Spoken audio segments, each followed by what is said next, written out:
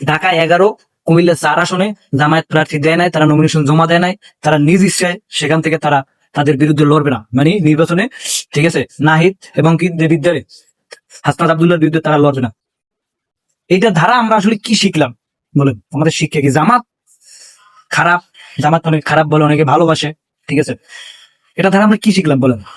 তারাও চাইতেছে যে একটা ভালো মানুষ আসুক, ঠিক আছে, তারা দেশটা গড়ুক, তারা ওই আসনটা তারা জয় হোক, জয়ে তারা ভালো কিছু করুক, কারণ তারা তাদের জায়গাটা ছাইড়ে দিয়েছে এই কারণে যে বর্তমান জেনারেশন যারা আছে, যে দাঁড়াইছে হাসনাত আব্দুল্লাহ, ঠিক আছে, নাহিদ ভাই, এরা যারা আছে এরা হয়তো জাতির জন্য কিছু করতে পারবে, এটা তাদের বিশ্বাস।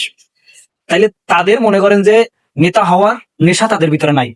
তার মানে আমরা কি শিখলাম? জামাতের প্রার্থীদের ভিতরে আসলে নেতা হওয়ার নেশাটা নাই, সবার ভিতরে না, এরকম বলে ভুল হবে। তারা ছাড়ছে, তাদেরকে ছাড়তে বলা হয়েছে, ছাইড়ে দিচ্ছে, ব্যাস। অনেক জায়গায় দেখবেন যে প্রার্থী না দিলে বাঙ্গা ভাঙ্গি মার মোর, হ্যাঁ, অবরোধ, আগুন টাগুন। কই, এরা যে মনে করেন যে নমিনেশন জমা দেয় না, তাদের বিরুদ্ধে লড়বে না, ডিক্লেয়ার যখন হয়েছে, একটা টাটু পরিমাণ শব্দ হয়েছে, কোনো শব্দ হয়েছে, কোনো জামায়াতের কোনো কর্মী, ওই আসনের কোনো কর্মী কি বলছে যে আমাদের নেতা কেন তার জন্য মনে করেন সাইড দিয়েছে, হ্যাঁ, কেন নমিনেশন জমা দিল না, ঠিক আছে, কেন করলো না এটা, এরকম কি কোনো মিটিং কিছু হয়েছে? কোনো পোস্ট পর্যন্ত আমার সামনে এখন পর্যন্ত পড়ে নাই, আপনাদের সামনে পড়তে পারে, আমার সামনে পড়ে নাই। আসলে এটা দ্বারা বোঝা যায় যে আসলে এরা হয়তো চাইতেছে দেশটাকে সঠিক করার জন্য, সুন্দর করার জন্য, জাতিকে ভালো কিছু দেওয়ার জন্য, ঠিক আছে। এটা হলো তাদের বিশ্বাস যে এখন যে জেনারেশন আছে, জেনজি আছে যারা, তারা হয়তো পারবে, তাদের দ্বারা সম্ভব, তাদের ভিতরে এই পরিমাণ শক্তি আছে, এটা তাদের বিশ্বাস, এজন্য তাদের জায়গাটা তারা ছেড়ে দিছে, ঠিক আছে। এটা হইলো মনে করেন যে নীতি, নেতার নীতি হলো এটা, যে আমি যদি আমি পারবো না কিন্তু আরেকজন পারবে, তাকে আমি হেল্প করি। কিন্তু আমাদের ভিতরে রাজনীতির সিস্টেমটা এমন ভাবে ঢুকানো হয়েছে, ঠিক আছে, মানে আমাদের ভিতরে এমন ভাবে ঢুকানো হয়েছে যে পারবে না তাকে পারতে হবে, ঠিক আছে, কিন্তু অন্যজন যে পারে তাকে যে একটা সুযোগ দেওয়া দরকার, এই জিনিসটা আমাদের ভিতরে নাই।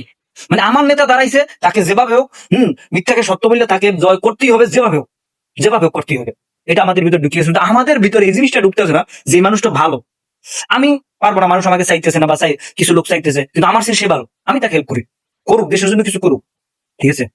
নিজের স্বার্থে যারা করে তারা কোনোদিন এটা হয়তো পারবেন, ঠিক আছে। আসলে এটা দল বিরোধী টাইমে যদি বলি, এটা যদি মনে করেন করতে পারেন, সমস্যা নেই, করতে পারেন। কিন্তু এই জিনিসটা দ্বারা আমরা কি শিখলাম? যে আপনার সে যদি কেউ ভালো হয়, ঠিক আছে, জাতি যদি তাকে চায়, আপনি যদি মনে করেন যে না, বর্তমানে এই জায়গায় তাকে দরকার, তো আপনি ওই জায়গাটা সাইডে দিয়ে তাকে দেন, সে যদি পারে। এটা হলো ইনসাফ। এই ইনসাফটাই আমাদের হাদি ভাই তৈরি করতে চাইছে, ঠিক আছে। আসলে এই জিনিসটা দেখার পরে বা নিউজ টিউজ দেখার পরে আসলে বুঝলাম যে না, আমাদের দেশে এখনো ভালো মানুষ আছে।